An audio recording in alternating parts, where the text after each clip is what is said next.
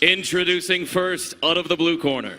He weighed in at 147 pounds, wearing white trunks with red and blue trim. He brings a record of 39 wins, only 2 defeats, 27 of those victories coming by way of knockout.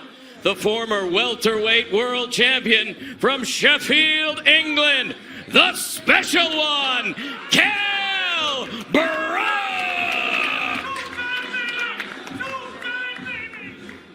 Introducing out of the red corner. He weighed in at 146.4 pounds, wearing black trunks with gold trim. He brings a perfect record, 36 wins, no defeats, 27 victories coming by way of knockout. The former lightweight world champion, the former undisputed junior welterweight world champion, the reigning, defending WBO welterweight world champion, the pound for pound king from Omaha, Nebraska, Terence Bud Crawford!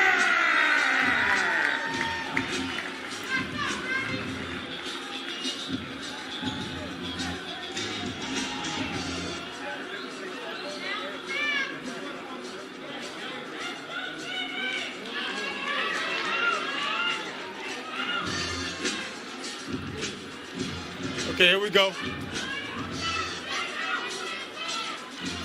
Okay, gentlemen, you both received your instructions in your dressing room. Okay, right here is good. Right here is good. I want a good, clean fight. Obey my commands at all times. Above all, protect yourselves at all times. Let's go. Terence Crawford again fighting not just an opponent, but the critics, the business of boxing, as he would simply tell you, the constant haters, those who try to debase his credentials, questioning who has he really fought instead of looking at how he fights, what it looks like when he fights. The guy who's opposite him right now, Kell Brook, is a believer in how it should be done. Take the toughest fight. By doing that, he became a world champ once, and he had titanium fused to his orbital bones twice. Now he's refreshed. Can he do what no other fighter has, what 36 have failed at? We find out now. Round number 1, and Dre, I offer you this. Among all the analysis of what could happen in this fight that gives Kell Brook hope is that Bud Crawford at times has been a slow starter. In fact, Dre, the fight we did against Egis Kaviaskis, Egis outlanded Crawford total punches over the course of the first 3 rounds. What should be Brook's approach early on? Well, he can't get reckless, but he needs to start fast, start picking up that jab. I think Brook is realizing right now that Terence Crawford is a lot longer than he realized, and the space between, where he is now and actually hitting Crawford is a lot further than he realized. But yes, coming off 11-month layoff, being, a slow starter historically, the first few rounds, Brook wants to win those.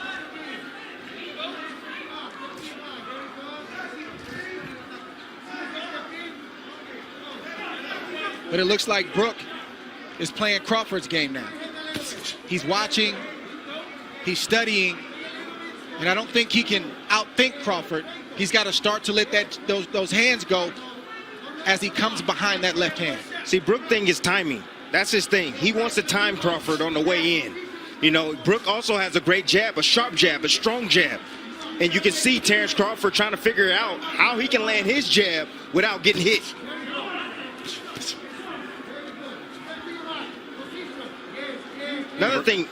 Another thing, Crawford typically comes out in the southpaw stance, but he came out in the right-handed stance, probably to confuse Kell Brook. He has power in either hand, Crawford. He has finished guys, whether it is orthodox or southpaw, but in recent years we have seen plenty of Crawford, mostly in the southpaw stance, and wildly effective in doing so. Here he comes out as a righty. And there is that jab from Kell Brook as he goes to the body against the champ.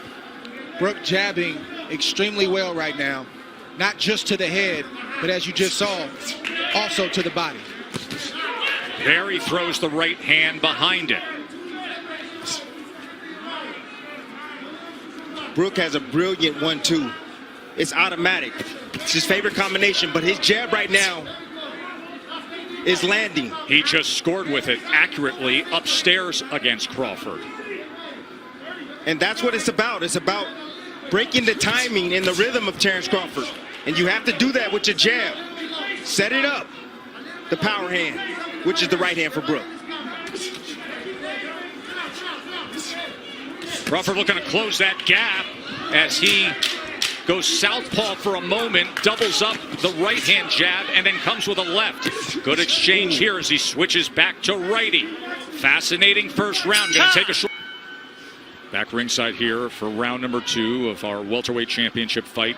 Tim Bradley in that first round, Kell Brook threw 17 jabs, effectively landed 6 of them. Look, timing is what Kell Brook is special at.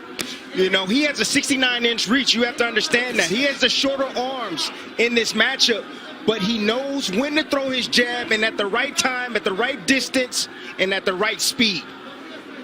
Funny to say that he doesn't have the reach. I mean, just look at the size advantage. Look at the size across the shoulders, across the back. Look at the muscles popping in the upper body of Kell Brook and the base he has as well, that foundation with the legs. And see, what I noticed is that Kell Brook is taking a page out of Egis Kalayaskis. He's being patient. He's waiting. He's looking to counter Crawford. He's trying to get Crawford to commit so he can make him pay. Jab is giving Crawford a lot of problems right now. You see him thinking, and Brook is doing the right thing. He's jabbing. That's the most important thing he can do right now because it sort of keeps him out of danger. It helps him to kind of create his range and where he wants to let his shots go, and it's also got Crawford thinking.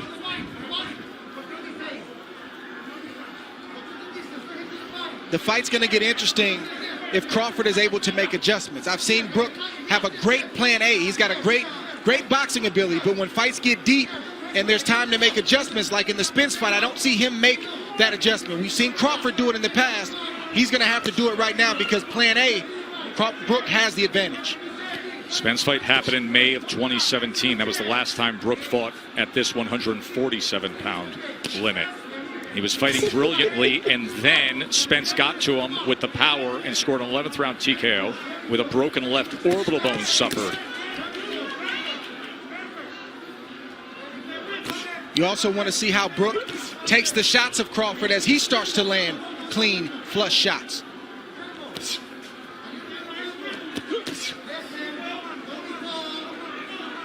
Right now it's a battle of patience.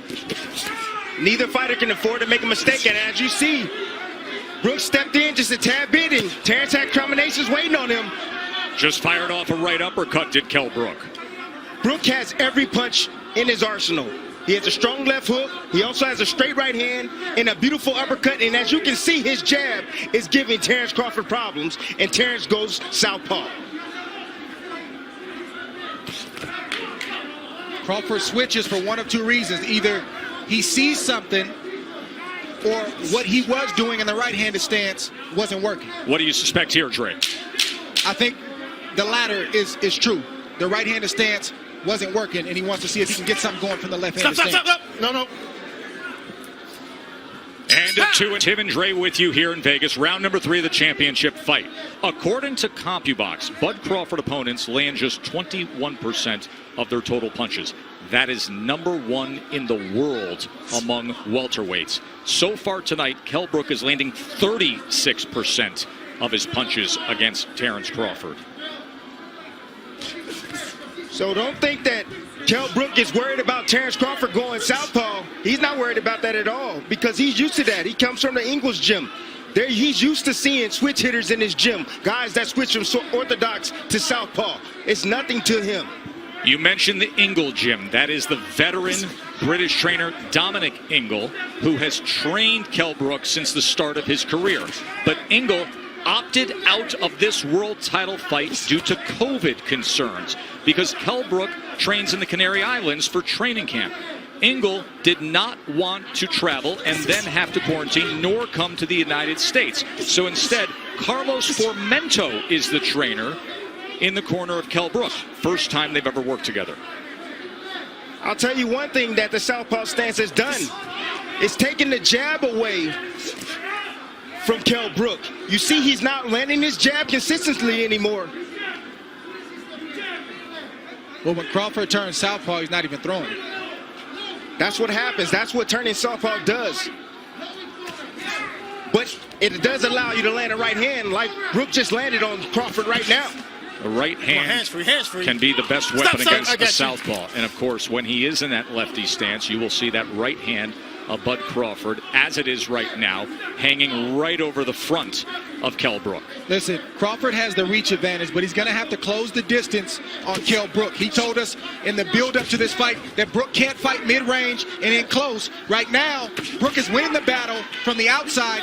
Crawford's got to slowly start to close that space. There's that right lead again from Kell Brook. Minutes ago here in round 3.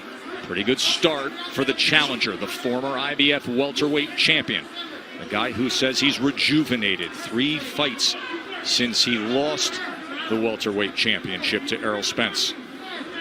That's how Errol Spence had success against Brook. He closed the distance and started to bully Kell Brook. He started to fight him in close. Brook fought back valiantly, but he really didn't have any answers for that. See Crawford having his moments there. I see some swelling already on the right eye of Terence Crawford, in the right hand, right down the middle that just lands for Kell Brook. And there's a right hand from Crawford. Way to answer that right hand. Beat him up. Thank you very much, champ. Look forward to seeing you December. Joe. One of the youngest rising stars in the sport, Shakur Stevenson, saying he expects his good friend Terence Bud Crawford to pick up the pace here. CompuBox has Kell Brook 24 of 99 punches, Crawford 25 of 93. Shakur Stevenson will fight December 12th in this ring against Toka Khan Cleary. Shakur, the recent featherweight champion, now contending at 130 pounds, looking for a showdown for a belt here. Round number 4. Crawford has to continue to get his lead foot outside the lead foot of Brook to have success with his offense. That will put him in a safe position to let his combinations go. Beautiful right hand. And the champ gets to him. Get over here. Just like that. Get over here. Terence Bud Crawford hits the 6, gas. 7. Hey, come to me. Come to me. You all right? Yeah. Give you a chance. One of the best closers in the game.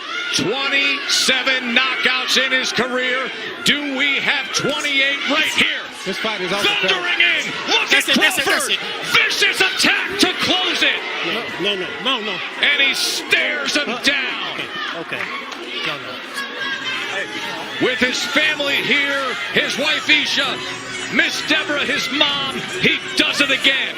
Slow start, that boils up, and a thunderous finish here in Vegas. 9 devastating power punches in that 4th round, and as good of a start as Kell Brook had, Crawford demolishes him.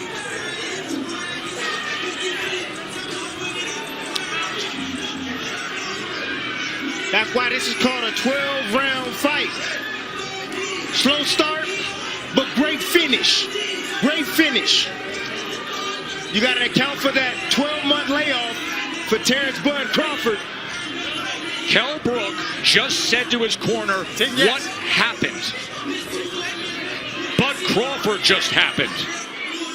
Fellas, I said I wanted to see what Kell Brook does when he tastes the power of Terence Crawford. Well, we just got our answer. There it is.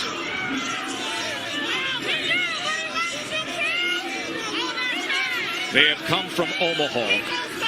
They took COVID tests today to enter the bubble. His family is here to witness the next chapter. The 37th win. The 28th knockout. The newly minted #1 pound-for-pound fighter in the world came out to prove his status.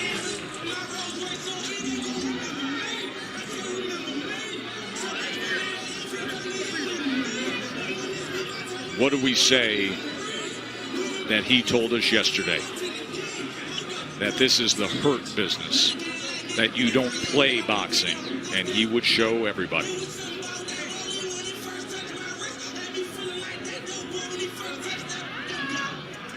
See Bo Brian McIntyre, his longtime manager and trainer. It is a dynamic team that they have built in Omaha, Nebraska. There were many doubters early on saying, who is this young guy and who are these trainers? Well, they're top of the business right now. That's who they are. All right, guys. Timmy, take us through how he closed the show. Listen here in to me, round this four. this was like a jab, like a right hook, right on the money, right on the button. And you see the legs right there of Brook as he wobbled back to that corner. Nice finish up right here, combination from Terence Bud Crawford. You know, sometimes your opponent can do the work for you. As you can see, Kell Brook was moving forward. He shot a jab out there. Crawford timed it over the top with a nice, short, I would say jab, hook, jab, hook type. That's the first knockdown. Remember, the ropes held him up. Boom. And you know, that shot wasn't even on the chin. That shot was right on the eye, and it had that type of effect on Kell Brook. That shows you what type of devastating punching power Terence Bud Crawford possesses. And then how he finishes. And Dre, he gets that look in his eyes. At this point, the fight was as good as done because Terence Crawford is one of the best finishers in the game. You can't be hurt like that against Crawford, especially knowing that he had a slow start. He wants to come in here and prove a point and remind everybody why he's atop that list, and that's how you do it. Once again, to your point, Tim, it's not a 3 or 4 round fight. It's a 12-round fight or less. And I wanted to see the reaction from Kell Brook once Terence Crawford landed a clean shot and we got our answer. And Terence finished the fight like he typically does when he gets a fighter hurt.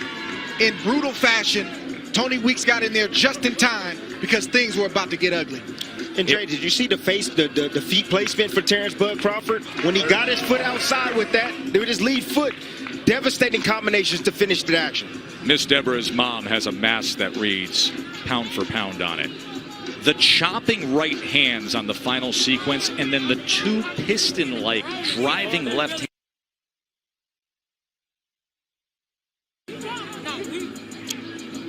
Take nothing away from Kell Brook.